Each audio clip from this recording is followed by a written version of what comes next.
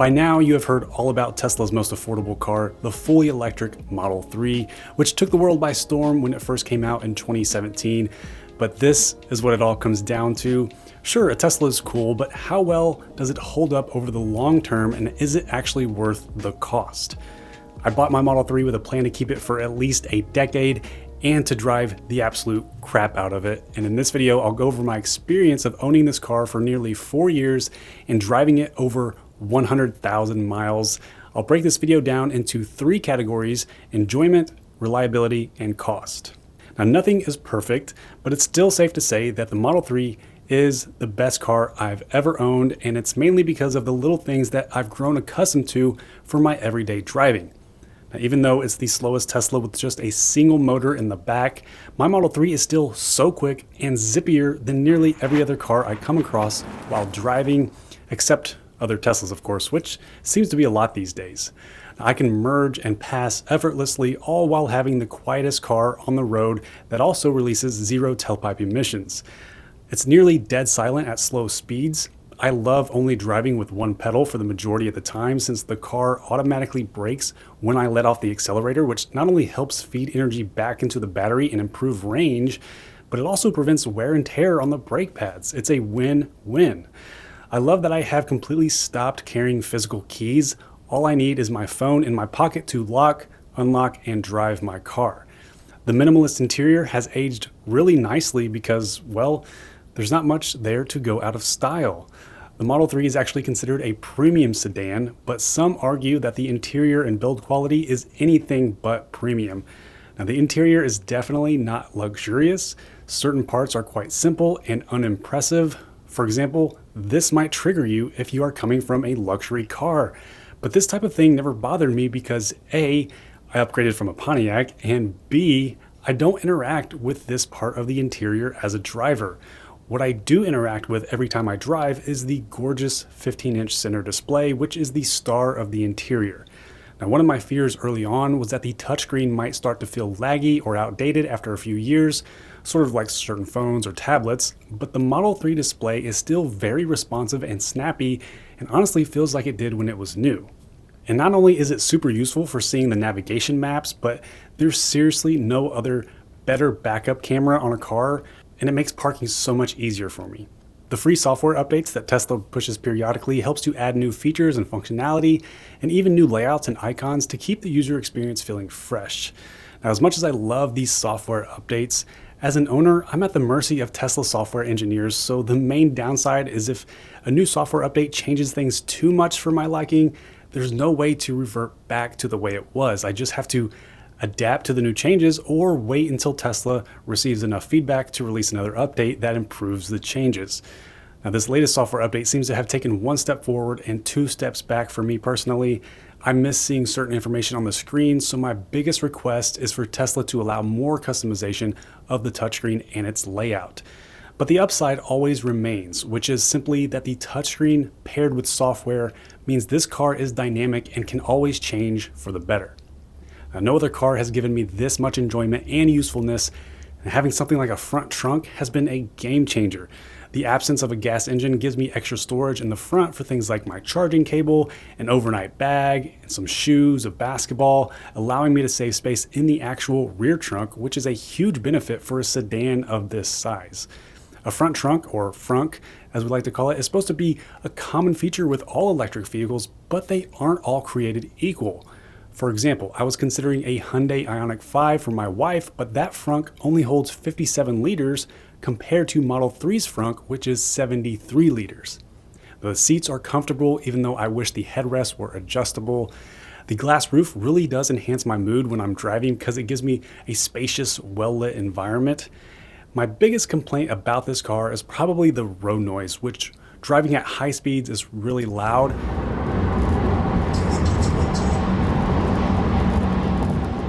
Tesla has tried to fix this with double pane windows that are on the newer models. And of course, Autopilot has been one of the best aspects of owning a Tesla. Sure, Tesla is pushing the boundaries with full self-driving by using owners as beta software testers, and sometimes that comes with bugs, but at the end of the day, FSD is still an optional add-on. I only purchased FSD because it was on sale for $2,000 and I mainly wanted to track the progress here on my YouTube channel. If I were just a normal driver with no channel, I would definitely not pay $12,000 for full self-driving, which is the current price tag. I'd be okay with just waiting until it's really, truly, legally here. However, the one FSD feature that I find the most useful is automatic lane changing. But as for regular autopilot, which comes standard on all Teslas now, the main features when driving on a highway, such as automatic steering, accelerating, and braking within its lane, have all been invaluable to me over the last few years since I drive way more than the average driver. There's no way I'd still be enjoying this car this much without autopilot. I'm truly surprised that I still get this much satisfaction from the Model 3 years later, and that is a must when planning to keep a car for at least another 6 years. Now, going from a gas car to an electric vehicle is like being an early adopter of a new technology. You might hear skeptics say that they're hesitant to buy an EV because they don't want to get stranded somewhere with a dead battery or lose half the estimated range in the first few years. But from my experience, those are complete non-issues. There's never been a single instance where I ran out of battery. It's actually been more convenient to never have to stop during my daily driving because my car charges overnight while I sleep, so I wake up to a recharged battery every morning. I thought for sure I would forget to charge it at some point, but it's hard to forget because as soon as I park in my garage and exit my car, the charging cable is staring me right in the face and it takes 2 seconds to plug in the charger. I don't even think about it at this point, it's just a habit. I've taken many road trips across multiple states and I've never had an issue charging the car when traveling. Tesla does such a great job at seamlessly integrating supercharging stops. It's really just a matter of entering the address in the navigation, and the car guides you to the most optimal charging stops along the way. And it's eerily accurate at estimating the charging time at each stop and the arrival time. I've never had to wait for a charging spot to be vacant, nor have I arrived at any broken chargers up to this point, so hopefully that continues. But Tesla Superchargers were one of the biggest reasons I bought a Model 3 in the first place, and their prevalent charging network paired with Autopilot has really made my Model 3 the best road trip car I've ever driven. Plus, it's one of the safest cars ever made, which makes me that much more confident in driving it often and keeping it for a very long time. But as much as I love Autopilot, my biggest complaint so far for that is the phantom braking. Most of the time, Autopilot works great, but sometimes it will slam on the brakes for no reason, and it's not fun, especially with passengers in the car, so hopefully it will continue to improve and the phantom braking becomes less of a common occurrence. Other than that, Autopilot has been very reliable, and I use it pretty much every time I drive. The other main aspects of reliability are what kind of repairs have been needed and how has the battery range held up after this many miles. Well, I can say my Model 3 has been 100% reliable so far in terms of it being available to safely get me from point A to point B. I've never had any major issue that has prevented me from driving the car. Here's a brief rundown of all the minor repairs early on that were covered under the warranty. My exterior driver door handle wasn't closing as quickly as it should have been. One of my windshield wipers was making a clicking noise. My cellular LTE data stopped working and the board needed to be replaced. And finally, my driver door was making a loud popping noise when opening and closing in the winter when it got cold. Now, all of these were non-urgent repairs that were fixed for free at my location by Tesla Mobile Service without any inconvenience to my schedule. I'll get into the other out-of-warranty repairs in the next section, but the big question for Teslas and any EV for that matter is, how much range have I lost due to battery degradation? Now, if you're curious about the science behind Tesla's acceleration and regen braking, you should check out the classical mechanics course from today's sponsor, Brilliant, which is my favorite place to learn about all things related to technology. Brilliant is a website and app with over 60 courses to help you become smarter about a wide variety of topics in the math and science fields, from things like logic to geometry all the way to quantum mechanics.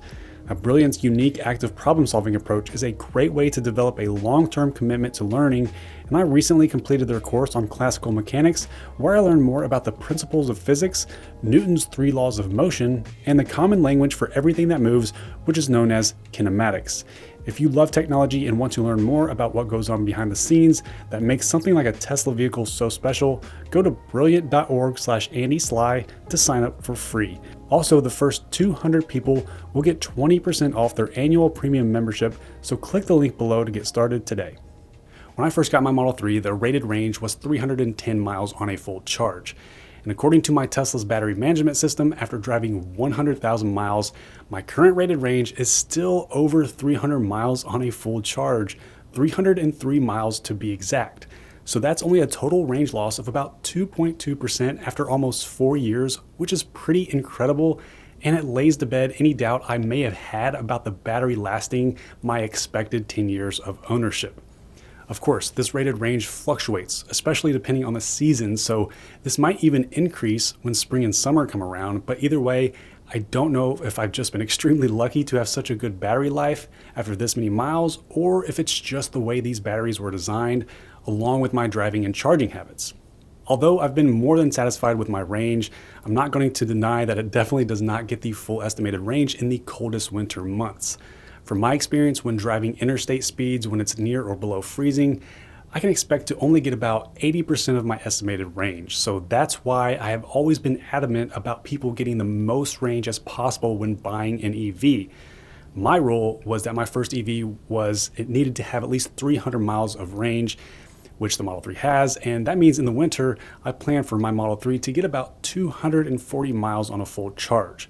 But I've driven many times in below freezing temperature, and this car has never had any issue. It's always handled the cold pretty well.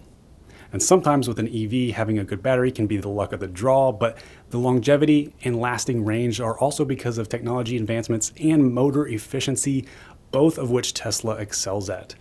I don't foresee my Model 3 needing any type of battery replacement during my ownership of the car if it keeps up this low rate of degradation. And that brings us to quite possibly the most important aspect of car ownership, the cost. Electric vehicles usually have a much lower lifetime cost of ownership compared to gas cars due to the cheaper electricity and fewer moving parts. I bought one of the first production Model 3s, which were quite expensive at the time since it's a single motor rear-wheel drive. For the same price I paid out of pocket, which was around $50,000, you can actually get a much better Model 3 now that has dual motor, all-wheel drive, and about 50 miles more range than mine. So a $50,000 car is not cheap from the start, and it's concerning to think about the insurance on an expensive car like that. The good news is Tesla has some of the safest cars ever made, and I'm a pretty safe driver, so my cost for full coverage insurance on my Model 3 is $755 every 6 months, which comes to $125 a month, which is not bad at all. And the cool thing is Tesla is rolling out their own insurance that is currently in a few states already. And since Teslas have built-in LTE connections and are capturing data from their cars, their insurance can be pretty competitive if it's based on real-time driving behavior, which is good news if you're a safe driver. Now, even though less maintenance is usually required for EVs, there is one downside, and that is tires. EVs are heavier than gas cars and they have quicker torque, so that leads to more frequent tire replacements. However, since I have the slowest Tesla and don't punch it off the line too often, I've only had to replace my tires once so far, around the 40,000 mile mark. I paid $638 for new quad-track tires from Tire Rack, which were sent directly to my local tire shop, who installed them for free. And that same tire shop has given me free rotations as well. So I've had good fortune with tires so far, even though I'll probably replace these soon this year. Now, Tesla doesn't require service intervals for the Model 3, but in the manual they do recommend some service at the 2-year mark. Now, I chose to only do the brake caliper and brake fluid service, which cost me $390, and that is the only time I had to take my car to the Tesla service center. All other repairs were done at my location by mobile service, and if there's one thing that Tesla should prioritize, it should be to expand their service centers. There are certain things that mobile service cannot do, and it's not uncommon for a Tesla owner like myself to have to travel 3 hours round trip just for service because currently service centers are not as widespread as their Superchargers. Luckily, Tesla is installing more service centers, and in fact, they are putting one in my city of Louisville, Kentucky, which is awesome. So hopefully we'll see that trend continue for other areas fairly quickly. Now, as for the 2-year checkup, I chose to do the cabin air filter replacement myself, which cost $36 for an air filter from Amazon. Now, here are the rest of the repairs that came after my warranty expired, which were completed by Tesla mobile service at my location, but came with out-of-pocket cost. My driver door window button area sort of caved in and wouldn't let me roll it up. I could only roll it down. And this is where I loved having the Tesla mobile app which I purposefully chose not to talk about up until now. Not only is this app so useful for controlling many aspects of the car and also seeing helpful information such as the current speed and location if someone else is driving the car, but you can also use it to schedule service. And of course, this was a lifesaver when my driver window wouldn't roll up because all I had to do was use my app to roll my car window up in the meantime until they fixed it. And that's just another example of how Tesla's tech is ahead of many other cars right now. But that door window button repair cost $94. Now, the most expensive repair I've had was something I kind of saw coming. The Model 3 charge port door has always stood out to me as the most finicky part of the car, and I wondered how well it would hold up over time, especially in a climate that gets all 4 seasons like here in Louisville. Well, the time finally came where the charge port door stopped opening and closing automatically, so I was forced to open and close it manually, and although that was inconvenient, it still didn't prevent me from charging or driving the car, but that repair did cost a whopping $311. Hopefully that doesn't become an ongoing problem after more years of cold winters and hot summers. My LTE connectivity stopped working again for the second time, but the connectivity card was actually covered under the Hardware 3 computer warranty, so Tesla fixed that for free, which was nice. And the last repair I've had done was a bad seat occupancy sensor, which made my car act like it was not recognizing me as being in the driver's seat and caused my screen to stay black when I closed my door. Again, this never affected my ability to drive the car because once I fastened my seatbelt, it was fine, but that cost me $99 to repair. And finally, due to the convenience of having them come to my location, I decided to pay for a tire rotation from Tesla, which cost me $50. So I spent a total of $1,620 for all maintenance and repairs, and over half of that total cost was for an optional 2-year checkup and for something that all cars need at some point, which are tires. I'm definitely okay with that number, especially given that my Model 3 is the first generation of its kind and the fact that I've never been without my vehicle. However, the fun part of cost is looking at how much I've saved on fuel. My odometer shows that my car has used 24,768 kilowatt hours of electricity to travel 100,000 miles. My off-peak electricity rate at home when I charge my car was 6 cents per kilowatt hour when I first got my car, and now it's 8 cents per kilowatt hour, so it's safe to assume my average home charging cost has been about 7 cents per kilowatt hour. But only about 94% of charging was done at home, and we also have to remember that not all of the electricity makes it to the wheels. Some is lost to heat and other factors as it travels from the grid to my car, and this is called wall-to-wheels efficiency, and Teslas are estimated to be around 90% efficient, so that is an estimated total of 25,868 kilowatt hours for home charging, which comes to about $1,810 spent on electricity at home. Now, the remainder of my miles were from traveling away from home. Now, even though I have free supercharging miles from the referral program, I actually didn't have any for my first year of ownership, and that year I spent $54 on supercharging, so I'll assume $60 per year for supercharging if I didn't have free miles, which makes my estimated supercharging cost around $240 for the first 4 years. Now that means if I didn't have free supercharging, my total charging cost after 100,000 miles is just over $2,000. And it's actually less than $1,900 in reality. If we compare that to a gas car that gets 30 miles per gallon at an average gas price of $3.30 a gallon, for 100,000 miles, that's $11,000 for gas.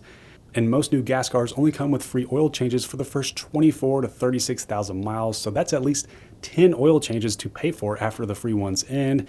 At around $100 per oil change, that's another $1,000 for a total of $12,000 for fuel and oil. That means I'm saving about $10,000 every 4 years by avoiding gas and oil.